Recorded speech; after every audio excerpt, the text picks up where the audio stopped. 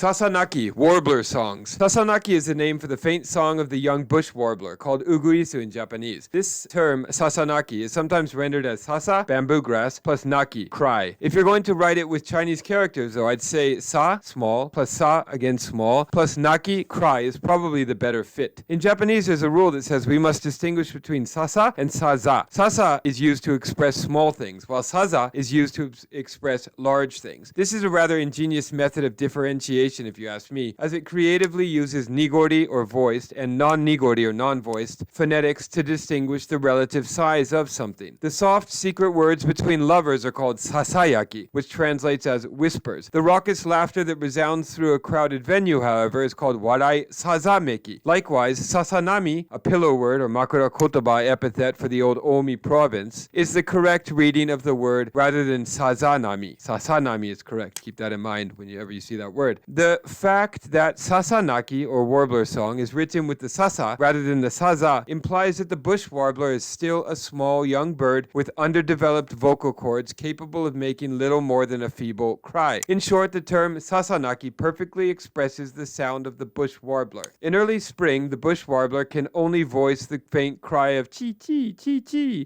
Right now, incidentally, I happen to be living at the foot of a mountain, which allows me to spend the spring days getting first-hand grasp of all the goings-on in the life of the bush warbler. The way the bird modifies its song as it matures is a pleasure to observe. Sasanaki is also a seasonal word, or kigo, classified under winter. The word evokes the deep of winter long before there are any hints of the coming of spring. The bush warbler is said to fly away to remote villages in winter and then return to the valley when spring arrives. From the bird's seasonal movements, humans were able to discern that spring had come. People even developed the custom of calling the warbler the harutsuge tori, which literally means the bird tori that announces tsuge, the advent of spring, haru. While the seasonal connotations fall into the winter classification, Sasanaki has also come to symbolize the spring of human life. Throughout the grueling winter, the bush warbler patiently awaits the arrival of spring, perched atop its withered winter branch. Then you start to wonder when it might start singing, Kudarano no hagi no furue ni haru matsu to orishi uguisu naki ni kemmu kamo. Will he have sung now? The warbler I saw perching, waiting for springtime on the old bush clover branch at Kudarano Meadow. And this waka is by Yamabe no Akihito. This waka, or tanka, which appears in Book 8 of the Manyoshu, contains a hidden metaphor. The poet has made it through hard times and now anxiously looks forward to the moment when the flowers of his life, figuratively, might start to blossom. In the tones of the verses, you can almost hear the warbler's faint Sasanaki song, a small, almost plaintive voice, a Sasanaki. The fact that the pre-modern Japanese heard the warbler's cry as hokekyo also speaks to the historical connection between humans and birds. The notably similar sounding hokekyo, or the Lotus Sutra, is of course one of the foundations of Buddhism, the principal text by which humans seek to attain salvation. By listening to and intoning the warbler's cry of hokekyo, hokekyo, then, people who were otherwise unable to chant the Buddhist hokekyo or visit a Buddhist temple could forge a bond with the Buddha in hopes of achieving liberation from the cycle of birth and rebirth.